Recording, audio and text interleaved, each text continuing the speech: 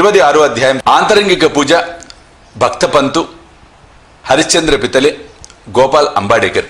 ఈ విశ్వమందు కనిపించు ప్రతి వస్తువు కేవలము భగవంతుని మాయచే సృష్టించబడినది. ఈ వస్తువులు నిజముగా ఉండలేదు, చీకటిగా ఉండలేదు. అదే భగవంతుడు.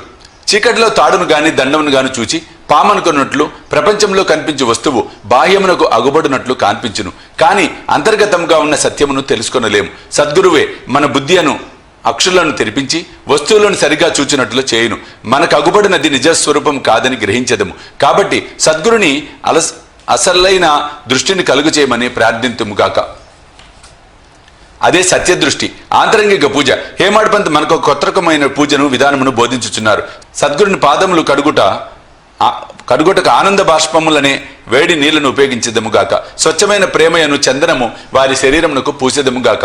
దృఢ విశ్వాసంతో వస్త్రముతో వారి శరీరమును కప్పెదముగాక. అష్టసాత్విక భావములనడి 8 తామర పుష్పములను సమర్పించదముగాక. ఏకాగ్ర చిత్తమును ఫలమును సమర్పించదముగాక. భావమును బొక్క వారి శిరముపై చల్లి భక్తి అనే మొలత్రాడును కట్టెదముగాక. మన శిరస్సును వారి బొటన వేలుపై ఉంచెదముగాక. సద్గురుని ఈ ప్రకారము నగలతో అలంకరించి మన సర్వస్వము వారికి సమర్పింతుముగాక. అట్టి ఆనందకరమైన పూజ చేసిన పిమ్మట ఇట్లా ప్రార్థించదముగాక. మా మనస్సును అంతర్ముఖము చేయము, దానిని లోపల వైపు పోవునట్లు చేయము. నిత్యానిత్యములకు గల తారతమ్యమును తెలుసుకున్న శక్తి దయచేయము. ప్రపంచ వస్తువులందు మాకు గల ఆసక్తిని పోగొట్టి మాకు ఆత్మసాక్షాత్కారము కలుగునట్లు చేయము. మేము మా శరీరమును ప్రాణమును సర్వమును నీకు సమర్పించదము. సుఖదుఖమును భావములను కలగకుండునట్లు మా నేత్రములు నీవిగా చేయము. మా శరీరమును మనస్సును నీ స్వాధీనమందు ఉంచుకొనుచు నీ ఇష్టము వచ్చినట్లు చేయము. మా చంచల మనసు నీ పాదముల చెంత విశ్రాంతి పొందుగాక. ఈ అధ్యాయంలోని కథల వైపు మరలదము. భక్తపంతు. ఒకనాడు భక్తపంత్ అను భక్తుడు మరొక సద్గురుని శిష్యుడు. అదృష్టవశమున సిరిడి వచ్చెను. అతను సిరిడికి పోవా ఇచ్చలేకుండెను. కానీ తానొకటి తలచిన దైవం ఇంకొకటి తలుచున్నందున అతడు BB&CI రైల్వేలో పోవుచుండెను. అందరూ అనేకులు స్నేహితులు బంధువులు కలిసిరి. వారందరూ సిరిడి పోచుండిరి. అందరూ తమ వెంట రమ్మని కోరగా అతడు వారిని కాదనలేకుండెను. వారు బొంబాయిలో దిగిరి. పంతు విరార్లో దిగెను. అతడు తన గురువును దర్శించి షిరిడికి పోవుటకు అనుమతి పొంది ఖర్చుల నిమిత్తము డబ్బును కూర్చుకొని అందరితో కలిసి షిరిడి వచ్చెను. అందరూ ఉదయం షిరిడి చేరి 11 గంటలకు మసీదుకు పోయిరి. బాబా పూజ కొరకు చేరిన భక్తుల గుంపును చూచి అందరూ సంతసించిరి. కానీ పంతుకు మూర్ఛ వచ్చి హఠాత్తుగా క్రింద పడెను. వారందరూ భయపడిరి. అతనికి చైతన్యం కలిగించుటకు ప్రయత్నించిరి. అతని ముఖంపై నీళ్లు చల్లగా బాబా కటాక్షంచే తెలివి వచ్చెను. నిద్ర నుంచి లేచిన వాని వలె కూర్చుండెను. సర్వజ్ఞుడకు బాబా అతడు ఇంకొక గురువు తాలూకా శిష్యుడని గ్రహించి నిర్భయంగా ఉండుమని ధైర్యం చెప్పుచు తన గురువునందే భక్తి నిలిచినట్లుగా ఈ క్రింది విధముగా పలికెను. ఏమైనను కానిండు పట్టు విడవరాదు, నీ గురుని అందే ఆశ్రయమును నిలుపుము. ఎల్లప్పుడూ నిలకడగా ఉండుము. ఎప్పుడు వారి ధ్యానమునందే మునిగి ఉండుము. పంత్ ఈ మాటల యొక్క ప్రాముఖ్యమును గ్రహించెను. ఈ విధముగా తన సద్గురుని జ్ఞప్తి తెచ్చుకొనెను. అతడు తన జీవితంలో బాబా చేసిన మేలుని మరువలేదు. హరిశ్చంద్ర పితలే. బొంబాయిలో హరిశ్చంద్ర పితలే అతను ఉండెను. అతనికి మూర్ఛ రోగంతో బాధపడుచున్న కొడుకు గలడు. ఇంగ్లీష్ మందులను ఆయుర్వేదం మందులను కూడా వాడెను. కానీ జబ్బు కుదరలేదు. కావున యోగుల పాదములపై పడుటే సాధన ఒకటి మిగిలెను. 15వ అధ్యాయం నందు చక్కని కీర్తనలచే దాసుకొని బొంబాయి కీర్తిని బొంబాయి ప్రెసిడెన్సీలో వెల్లడి చేసినని తెలుసుకొంటిమి. 1910లో పితలే అట్టి కథలు కొన్నిటిని వినెను. వాని నుండి ఇతరులు చెప్పిన దాని నుండి బాబా తన దృష్టి చేతను స్పర్శ చేతను బాగు కానట్టి జబ్బులను బాగు చేయనని గ్రహించెను. సాయిబాబాను చూచుటకు మనసులో కోరిక పుట్టెను. సర్వ విధములు సన్నాహమై బహుమానములు వెంట తీసుకొని పండ్ల బుట్టలను పట్టుకొని భార్య బిడ్డలతో షిరిడీకి వచ్చెను. అతడు మసీదు పోయెను.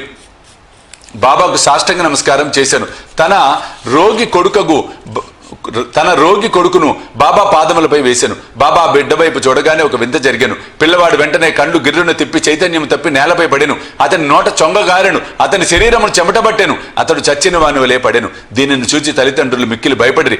అటువంటి మూర్ఛలు వచ్చుచుండెను. కానీ ఈ మూర్ఛ చాలాసేపటి వరకు ఉండెను. తల్లి కంటి నీరు వరదలాగా కారుచుండెను. ఆమె ఏడ్చుట మొదలెడెను. ఆమె స్థితి దొంగల నుండి తప్పించుకొనవలెనని ఒక గృహములోనికి పరిగెత్తగా అది తనపై పడినట్లుగా పులికి భయపడి పారిపోయి కసాయి వాని చేతిలో పడిన ఆవు వలె ఎండచే బాధపడి చెట్టు నీడకు పోగా అది బాటసారిపై పడినట్లు, లేదా భక్తుడు దేవాలయంకు పోగా అది వానిపై కూలినట్లు ఉండెను. ఆమె ఇట్లా ఏడ్చుచుండగా బాబా ఆమెను ఇట్లు ఓదార్చాను. ఇట్లా ఏడవవలదు, కొంతసేపు ఆగుము, ఓపికతో ఉండుము, కుర్రవాణిని బసకు తీసుకొని పొమ్ము, అరగంటలో వానికి చైతన్యము వచ్చును. బాబా చెప్పిన ప్రకారం వారు నెరవేర్చిరి. బాబా మాటలు యథార్థములయ్యను. వాడలోనికి తీసుకొని పోగానే కుర్రవానికి చైతన్యము వచ్చెను. పితలే బాబా దర్శనమునికై భార్యతో షిరిడీకి వచ్చెను. భార్యతో మసీదుకు వచ్చెను. వారు బాబా పాదములకు వినయ సాష్టాంగముతో నమస్కారం చేసి పాదములు ఒత్తుచు కూర్చుండిరి. మనసులో బాబా చేసిన ఉపకారమునకు నమస్కరించుచుండిరి. బాబా చిరునవ్వుతో ఇట్లనిరి, నీ ఆలోచనలు, సంశయములు, భయోత్పాతములు చల్లబడినవా? ఎవరికైతే నమ్మకము, ఓపిక కలదో వారిని తప్పక భగవంతుడు రక్షించును.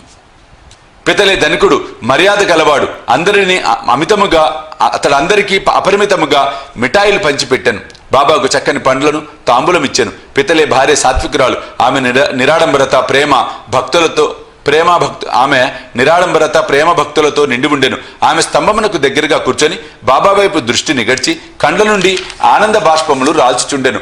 ఆమె స్నేహ ప్రేమ భావములను కని బాబా మిక్కిలి సంతృష్టి చెందెను. దేవుని వలె యోగీశ్వరులు కూడా తమ భక్తులపై ఆధారపడి ఉండేదరు.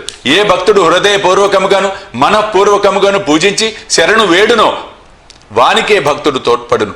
వారు కొద్ది రోజులు బాబా వద్ద సుఖముగా ఉన్న పిమ్మట ఇంటికి పోవ నిశ్చయించి బాబా దర్శనముకై మసీదు వచ్చిరి. బాబా వారికి ఊది ప్రసాదం ఇచ్చి ఆశీర్వదించెను. పితలని దగ్గరికి పిలిచి ఇట్లనెను, బాపు, అంతకు ముందు 2 రూపాయలు ఇచ్చి ఉంటివి, ఇప్పుడు 3 రూపాయలు ఇచ్చుచున్నావు. వీనిని మీ పూజా మందిరములో పెట్టుకొని పూజించుము. నీవు మేలు పొందెదవు. పితలవి నిన్ను ప్రసాదముగా అంగీకరించాను. బాబాకు సాష్టాంగ నమస్కారం చేసి ఆశీర్వచనములకై ప్రార్థించాను.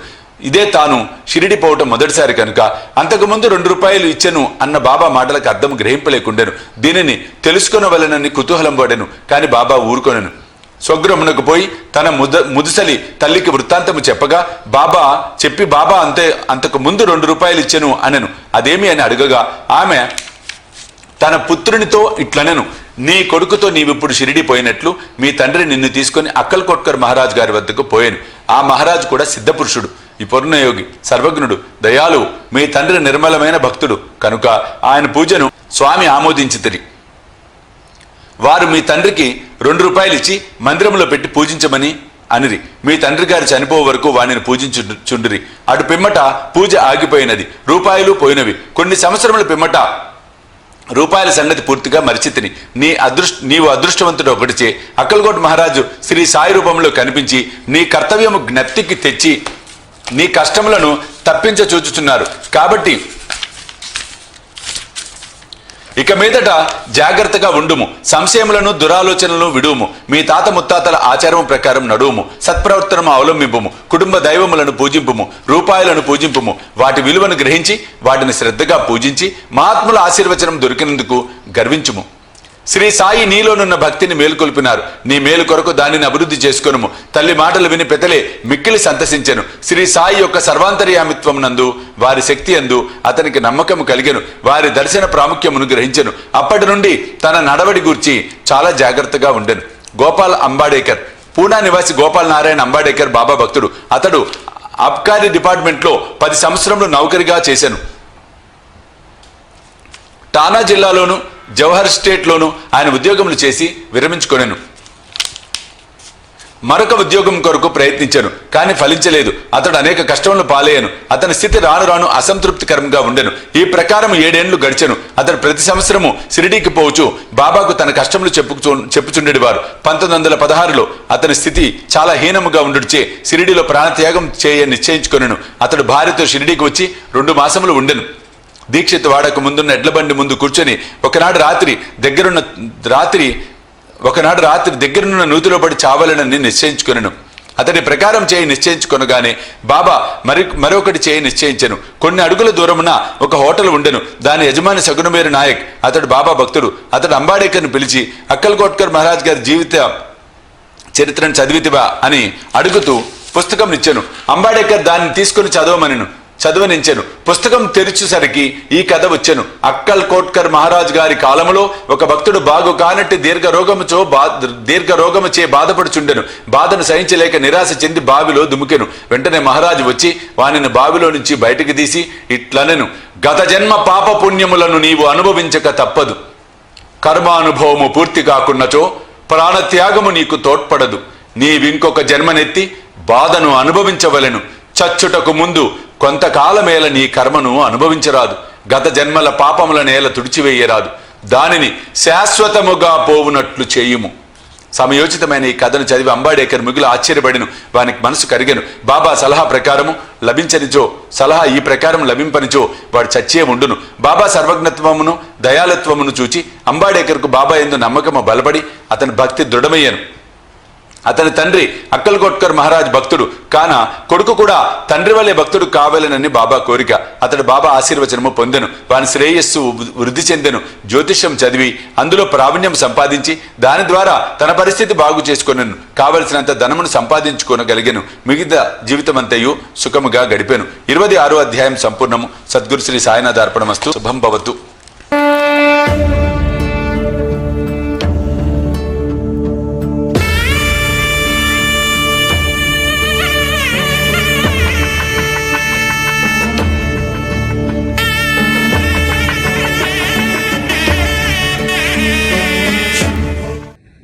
సాయి దివ్య రక్షా కవచ యంత్రానికి